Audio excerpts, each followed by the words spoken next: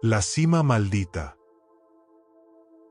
Nunca he sido supersticioso, pero aquella expedición al pico de Orizaba, el volcán más alto de México, cambió por completo mi forma de ver las cosas. Había oído rumores de montañistas que desaparecían o regresaban traumatizados, hablando de figuras y voces en las alturas. Siempre lo atribuía a la altitud, el cansancio o la hipoxia. Pero lo que viví aquella noche no tiene explicación racional. Todo comenzó como cualquier otra expedición. Mi grupo estaba compuesto por 5 personas: Jorge, nuestro guía experimentado; Sofía y Esteban, una pareja apasionada por la escalada; Miguel, un médico que había hecho cumbre antes; y yo, un entusiasta del montañismo que siempre buscaba desafíos. Planeábamos alcanzar la cima en 3 días, acampando primero en el refugio Piedra Grande, y luego atacando la cumbre al amanecer. El primer día transcurrió sin incidentes. Llegamos al refugio temprano, armamos nuestras tiendas y disfrutamos de una noche relativamente tranquila. Sin embargo, mientras nos preparábamos para dormir, Miguel mencionó algo extraño. Hay una vieja historia sobre esta montaña, comenzó, mientras ajustaba su saco de dormir. Dicen que en la cima habita algo, no sé qué exactamente, pero los antiguos lo llamaban el guardián. Aseguraban que protege la montaña y que, si no le respetas, te hará perderte para siempre. Todos nos reímos. Estábamos acostumbrados a ese tipo de historias. Jorge, incluso, añadió: sí, el guardián existe. Espero que nos deje llegar a la cima. Sería un buen compañero de ascenso. Pero en el fondo, esas palabras quedaron resonando en mi mente. El segundo día fue cuando las cosas comenzaron a ponerse raras. Mientras subíamos, Sofía señaló algo a lo lejos, una figura oscura en una ladera cercana. Parecía un montañista, pero estaba inmóvil, mirando hacia nuestra dirección. ¿Será otro grupo?, preguntó ella. Jorge negó con la cabeza. No debería haber nadie más aquí hoy. Este lado de la montaña no es tan transitado. Cuando miré de nuevo, la figura ya no estaba. Seguimos adelante, pero el ambiente se volvió más tenso. Una tormenta repentina se desató cuando llegamos al segundo campamento, obligándonos a refugiarnos rápidamente. El viento aullaba entre las rocas, y la nieve golpeaba nuestras tiendas con fuerza. Fue entonces cuando escuché por primera vez el susurro. «Regresa». Me incorporé de golpe, convencido de que alguien estaba afuera. Abrí la tienda y apunté con mi linterna, pero solo vi la tormenta. «¿Estás bien?», preguntó Jorge desde su tienda cercana. Dudé por un momento antes de responder. «Sí, solo el viento». La tormenta se calmó cerca de la medianoche, y todos tratamos de descansar. Pero el susurro no se detuvo. Cada vez era más claro, y sentí que venía de las rocas cercanas. «No debiste venir». Esta vez, me levanté decidido a averiguar qué estaba pasando. Miguel, al notar mi movimiento, salió de su tienda y me siguió. «¿Qué ocurre?», preguntó. «Creo que hay alguien aquí», respondí. Caminamos unos metros, pero no encontramos nada, solo las huellas de nuestro grupo en la nieve. A la mañana siguiente, continuamos el ascenso. Todos estábamos agotados, pero la cima estaba cerca, y eso nos daba fuerzas. Sin embargo, mientras subíamos el último tramo conocido como la lengua del glaciar, las cosas se volvieron aún más extrañas.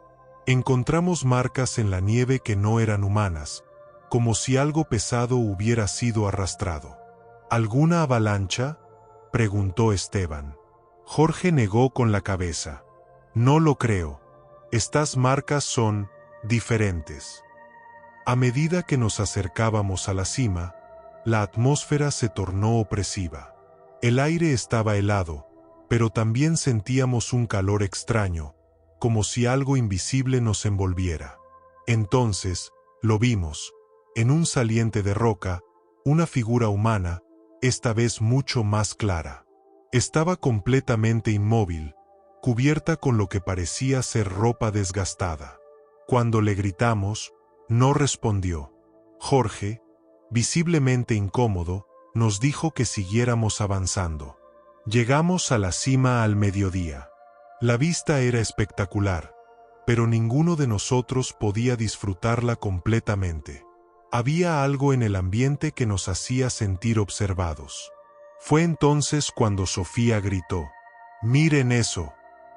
Señalaba hacia la nieve, donde unas huellas extrañas, similares a las que vimos antes, rodeaban el borde de la cima. Se movían en círculos, y lo peor era que terminaban justo detrás de nosotros, aunque no habíamos visto a nadie. Fue en ese momento cuando sucedió lo peor. Un sonido ensordecedor, como un rugido mezclado con un grito humano, resonó en la montaña. El suelo tembló ligeramente, y la figura que habíamos visto antes apareció nuevamente, esta vez mucho más cerca. Ahora podíamos ver su rostro, pálido, sin ojos, y con una expresión de pura furia. «Vámonos ahora», gritó Jorge, y todos comenzamos el descenso apresuradamente. La bajada fue un caos. La tormenta regresó de forma repentina, y la nieve dificultaba cada paso. Las voces no nos dejaban. Susurros que se transformaban en gritos, diciéndonos que nunca debimos subir. Esteban resbaló en un tramo y, aunque intentamos ayudarlo, desapareció en la nieve. Lo buscamos desesperadamente, pero era como si la montaña lo hubiera tragado. Finalmente, llegamos al refugio al caer la noche, temblando de frío y miedo. Nadie podía explicar lo que habíamos vivido. Al día siguiente, un equipo de rescate encontró a Esteban, pero no donde habíamos caído. Su cuerpo estaba en la cima, congelado y con una expresión de terror absoluto. Desde entonces, nunca volví a intentar escalar el pico de Orizaba. Las montañas tienen algo antiguo y poderoso, algo que no siempre podemos entender. Y aunque algunos dirán que todo fue producto del cansancio y la altitud, yo sé que nos enfrentamos a algo más. Algo que nos advirtió, pero que no todos escuchamos a tiempo. El refugio del silencio. Siempre me han apasionado las montañas. Hay algo en su inmensidad y en el silencio que las rodea que me hacía sentir pequeño pero vivo. Nunca pensé que esa paz, esa tranquilidad que tanto buscaba, se convertiría en el recuerdo más aterrador de mi vida. Todo comenzó en una expedición al Iztaccíhuatl, la montaña conocida como la Mujer Dormida en México. Era un ascenso que ya había hecho varias veces, pero esta vez iba con un pequeño grupo de amigos. Laura, la más entusiasta, Rodrigo, el bromista del grupo, y Mariana, quien era la más experimentada en escalada. Planeábamos llegar hasta el glaciar y pasar la noche acampando cerca de la famosa Arista del Sol. El primer día transcurrió sin problemas. Salimos temprano desde La Joya, el punto de partida más común, y disfrutamos del clima fresco y las vistas impresionantes. Mientras ascendíamos, Rodrigo no paraba de contar historias para romper el silencio del grupo, y, como era de esperar, mencionó la leyenda de los refugios abandonados en la montaña. Según él, algunos montañistas habían reportado escuchar voces y ver sombras extrañas cerca de los refugios, especialmente en noches frías y solitarias. Dicen que si te refugias ahí, la montaña te habla, y no siempre de forma amable, bromeó. Nadie le dio mucha importancia. Pensábamos que solo intentaba ponernos nerviosos, pero algo en sus palabras quedó resonando en mi mente. Llegamos al glaciar por la tarde, cansados pero satisfechos. La vista era espectacular, y el clima parecía perfecto para nuestra noche bajo las estrellas. Sin embargo, una tormenta inesperada nos sorprendió mientras instalábamos las tiendas. El viento aullaba con fuerza, y la nieve comenzó a caer en grandes copos, dificultando nuestra visibilidad. En cuestión de minutos, todo se volvió blanco. «Esto no estaba en el pronóstico», gritó Mariana, tratando de que su voz se escuchara por encima del viento. «Tenemos que buscar refugio». Rodrigo señaló hacia una estructura que apenas se distinguía a lo lejos, cubierta de nieve. Era uno de los antiguos refugios construidos hace décadas por alpinistas, ahora casi olvidados y en desuso.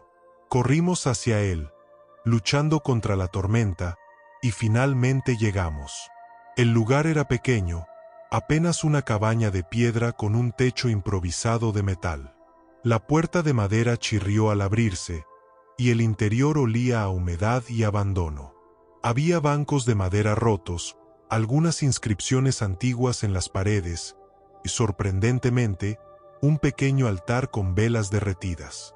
El ambiente era opresivo, pero estábamos demasiado agradecidos de estar a salvo para preocuparnos por ello. La tormenta no daba señales de calmarse, así que decidimos pasar la noche ahí. Rodrigo, siempre intentando aligerar el ambiente, comenzó a bromear sobre las leyendas. ¿Y si la montaña nos empieza a hablar ahora? ¿Quién será el primero en perder la cabeza? Todos reímos, pero el eco de su voz en aquel lugar vacío hizo que el sonido fuera inquietante. Con el tiempo, el cansancio nos venció y nos acostamos en los sacos de dormir. Pero esa noche no pude descansar. Había algo extraño en el aire, un silencio demasiado profundo, como si el refugio estuviera aislado del resto del mundo. Fue entonces cuando lo escuché por primera vez. Un susurro. Era apenas audible, como si alguien hablara desde una esquina oscura del refugio. Pensé que era Rodrigo jugando una broma, pero cuando giré mi cabeza, vi que él estaba profundamente dormido, al igual que las demás. El susurro continuaba, y ahora podía distinguir palabras. No deberían estar aquí. Mi corazón comenzó a latir con fuerza. Me senté, mirando alrededor con la linterna, pero no había nadie. Decidí no despertar a los demás. Tal vez estaba demasiado cansado y mi mente me estaba jugando una mala pasada.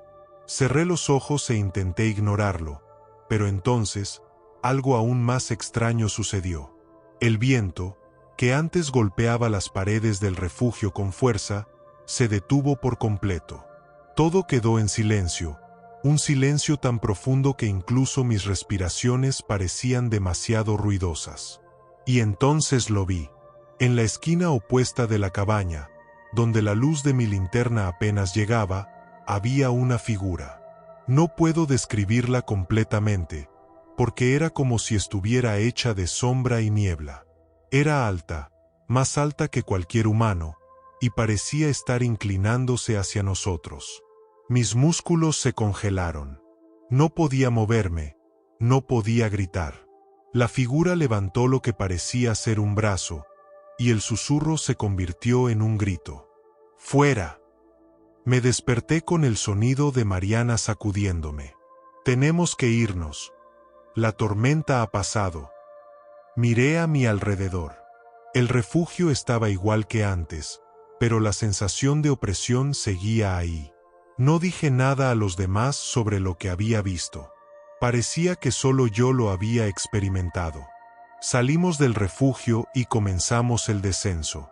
A medida que bajábamos, la sensación de ser observados no me abandonaba. Rodrigo, quien siempre bromeaba, estaba inusualmente callado. Finalmente, cuando llegamos al campamento base, él fue el primero en romper el silencio.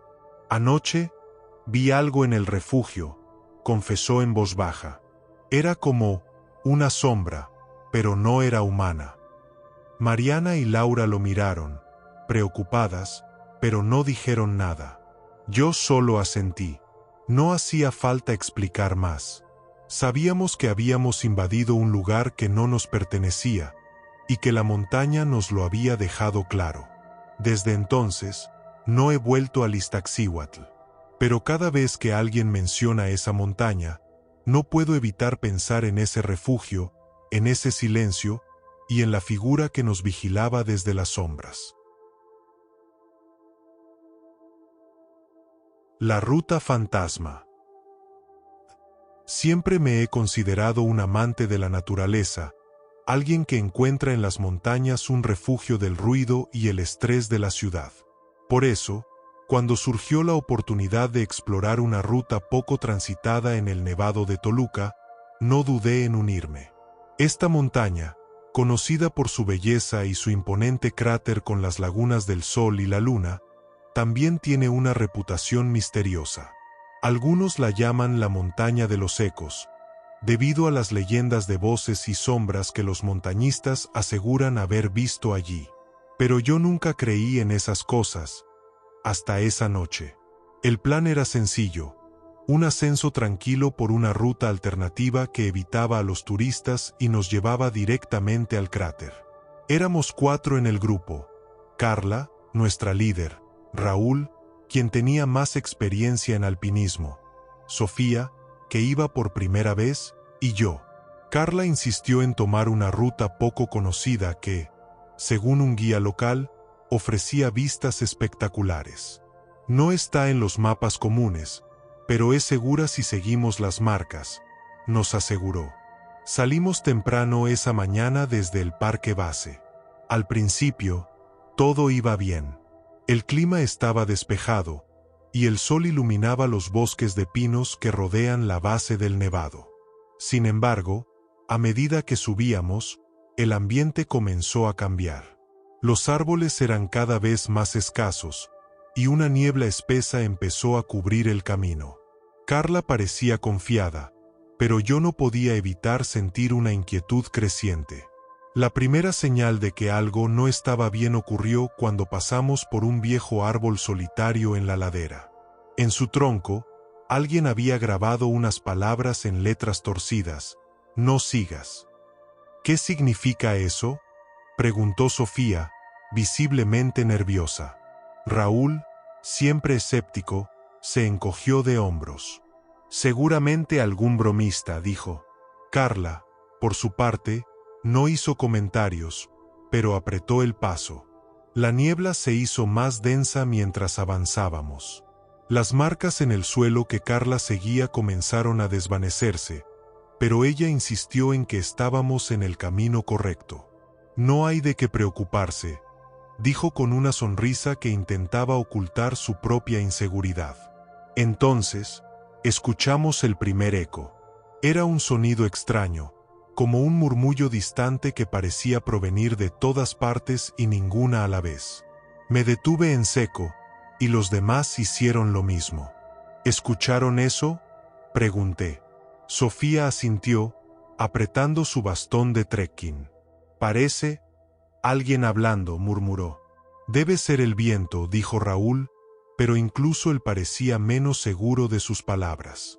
Carla nos instó a seguir, pero los murmullos continuaban, cada vez más claros.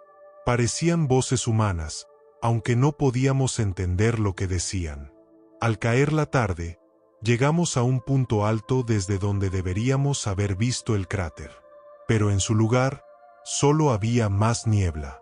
Carla sacó su mapa y frunció el ceño. Esto no tiene sentido, dijo. Deberíamos estar cerca. Sin embargo, algo en su tono me hizo dudar.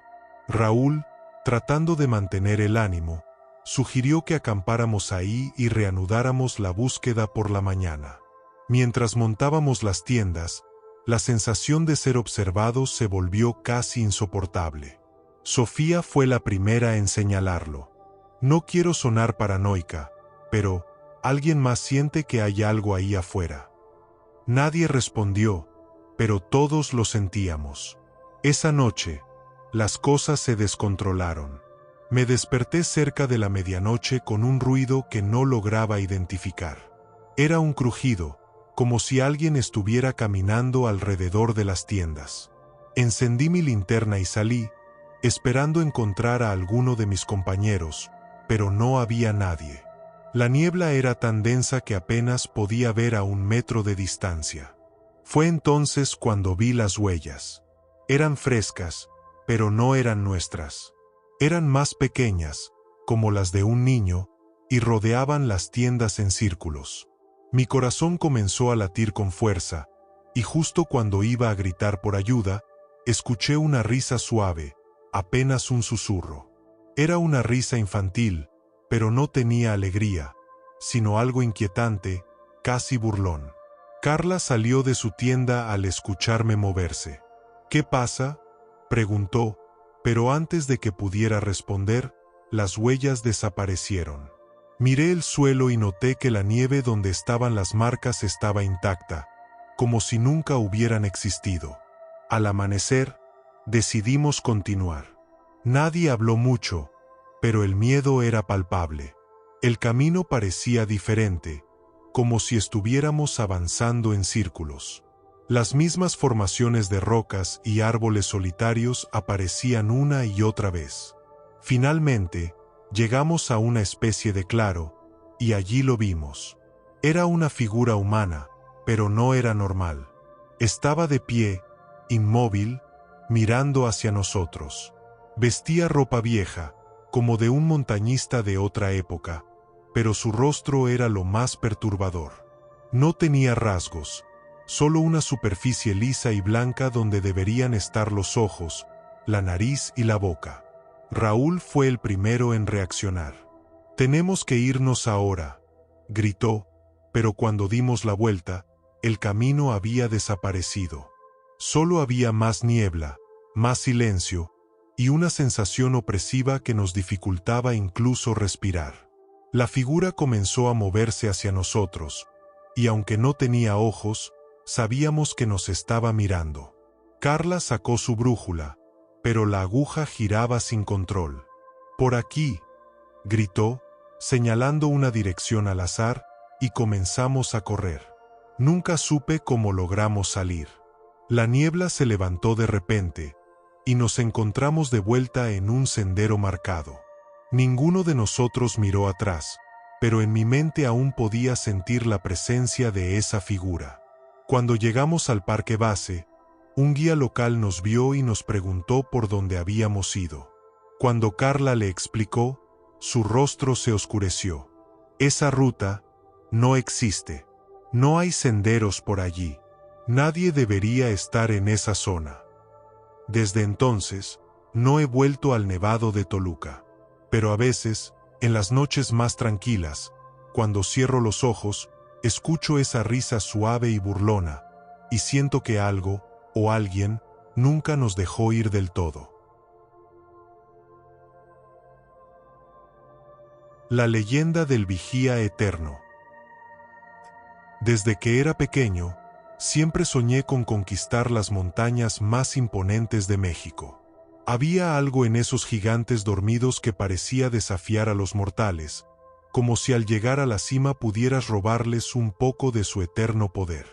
Por eso, cuando se presentó la oportunidad de unirme a un grupo para escalar el Cofre de Perote, en Veracruz, no lo dudé.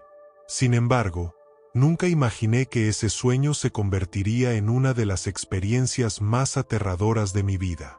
El Cofre de Perote, conocido por su peculiar forma de cofre y su altitud imponente, era famoso por las historias que lo rodeaban. Algunos hablaban de un misterioso guardián que rondaba las alturas, cuidando la montaña y castigando a quienes la desafiaban sin respeto. Nunca creí en esas historias. Pensé que eran simples leyendas para asustar a los principiantes. Pero estaba a punto de descubrir que las leyendas, a veces, tienen más verdad de lo que creemos. Éramos 5 en el grupo: Javier, nuestro guía y un experimentado montañista; Patricia y Daniel, una pareja con experiencia moderada; Mariana, una fotógrafa que siempre buscaba capturar paisajes únicos; y yo, el más novato del grupo, pero lleno de entusiasmo. Planeábamos alcanzar la cima en 2 días, acampando cerca de un antiguo refugio abandonado en la ladera. El primer día transcurrió sin incidentes. Salimos temprano desde el parque base y comenzamos el ascenso.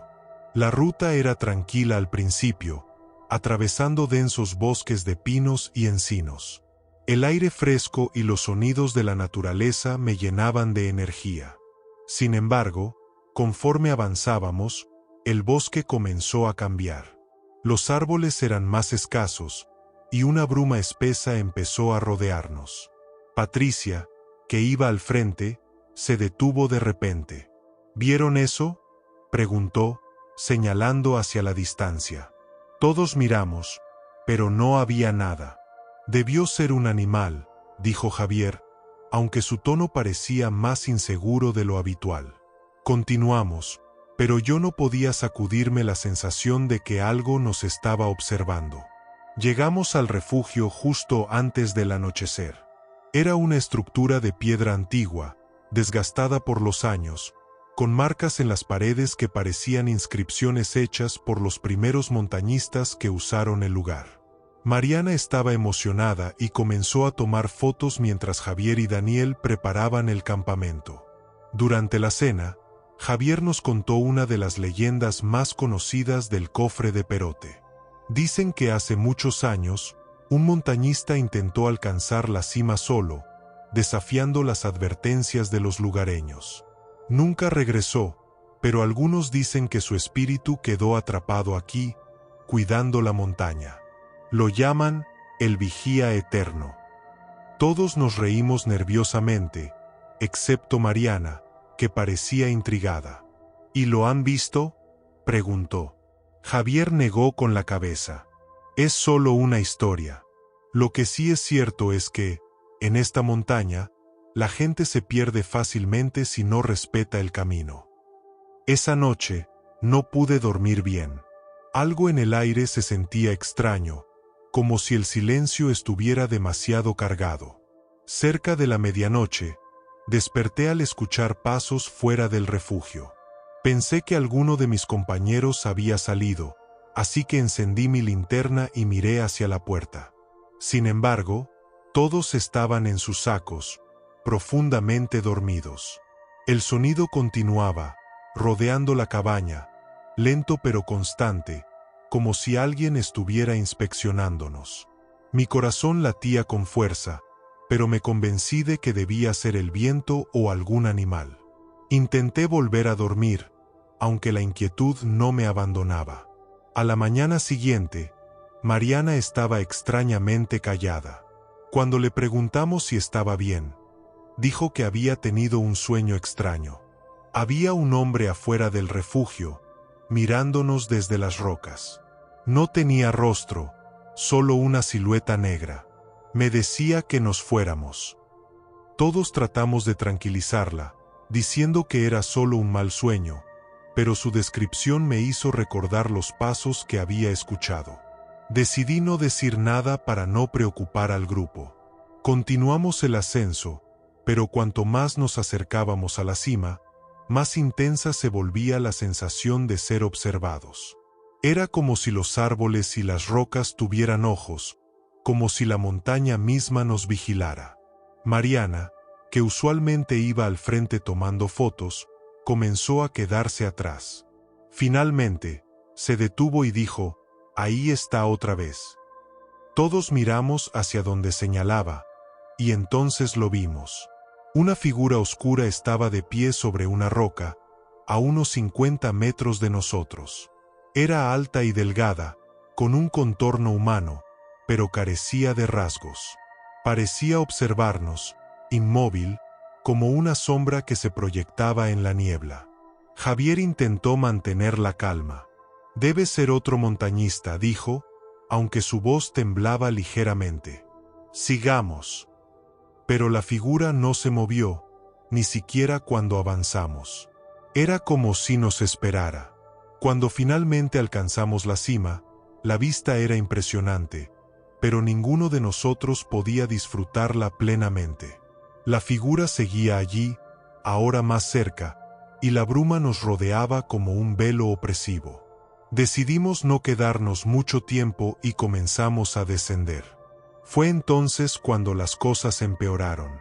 El camino parecía diferente, como si hubiéramos tomado una ruta equivocada. Las marcas que habíamos seguido hasta la cima ya no estaban, y cada giro parecía llevarnos de regreso al mismo lugar. La niebla se hizo más densa, y la figura apareció de nuevo, esta vez justo en el sendero delante de nosotros. Javier se detuvo en seco. ¿Quién está ahí?, gritó, pero no hubo respuesta. La figura comenzó a moverse hacia nosotros, lenta pero segura. El aire se volvió helado, y todos entramos en pánico. Comenzamos a correr sin rumbo, tratando de alejarnos, pero la figura siempre estaba cerca, como si se deslizara entre la niebla. Finalmente, encontramos un claro, y la bruma comenzó a disiparse. Sin embargo, al contar al grupo, nos dimos cuenta de que faltaba Mariana. La buscamos desesperadamente, gritando su nombre, pero no había rastro de ella. Javier decidió regresar al refugio para buscar ayuda, y fue entonces cuando lo encontramos. Mariana estaba de pie, inmóvil, frente a una roca. Sus ojos estaban abiertos, pero parecía en trance. Cuando la sacudimos para traerla de vuelta, murmuró algo que nunca olvidaré: «Él es el guardián. No quería que estuviéramos aquí». Logramos regresar al parque base al anochecer. Mariana no volvió a hablar sobre lo que ocurrió en la montaña, y nosotros tampoco insistimos. Sin embargo, desde ese día, no puedo mirar el cofre de Perote sin sentir que alguien, o algo, aún está allí, vigilando. Si te han gustado estas historias y quieres sumergirte en más relatos escalofriantes, no olvides suscribirte al canal y activar la campanita de notificaciones. De esta manera, serás el primero en enterarte de nuestros próximos videos llenos de misterio y terror. Gracias por acompañarnos en esta aventura y nos vemos en la próxima historia.